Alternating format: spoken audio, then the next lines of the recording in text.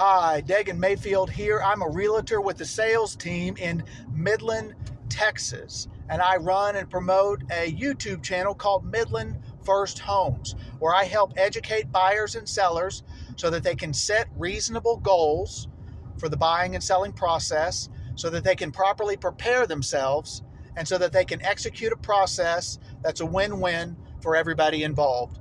You might want to sell a home, or you might want to buy a home. Well, somebody else is going to be on the other side of that transaction. They have their own goals, preparation, and process. So how do you get to the finish line? This channel exists to help you do just that. Anyway, I was doing a favor for a friend of mine in my brokerage. She has a home, 1210 South County Road, 1117 in Greenwood. And it got me thinking, okay, I'm going to do some video footage and kind of help in marketing this home and my own YouTube channel. What do I look for, having worked with a number of buyers in finding a home in Greenwood? The first expectation to set is to get in a newer subdivision, you're looking at $600,000 plus. These are newer homes, nicer homes. They generally have more amenities. They're generally on a well. They're generally going to have a nice finished shop in the back. They're going to have nice landscaping.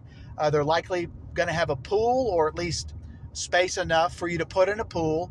They're generally on acre plus lots, and depending on the neighborhood you're in, the one I was just at that I mentioned on South County Road 1117, Vista del Sol, homes there start at $625 plus. And so that's what you're going to be looking at, and they can range. My first buyers that I worked with out in Greenwood wanted to move into Cheney Ranch. Now, homes there are a little newer, a little bigger, a little nicer. They're done by generally luxury established builders here in Midland who do fantastic work. You're going to be looking at $950,000 plus just to start getting into that. And that might be a brand new home, but it doesn't have a well, it doesn't have a shop, it doesn't have a pool yet, and it doesn't have any backyard really fencing or landscaping. But I mean, it's a gorgeous home, and it's going to cost a good bit to get into that neighborhood. But one of the things you always do need to get with your agent and check about is, what is the water situation? Are we on a well? Are we planning to do a well test, which I would highly recommend doing? And then how are we going to evaluate the results of that? I would say you need to have a cutoff point of at least upwards of 9 gallons per minute and have that test run an hour to see what's the drop in gallons per minute.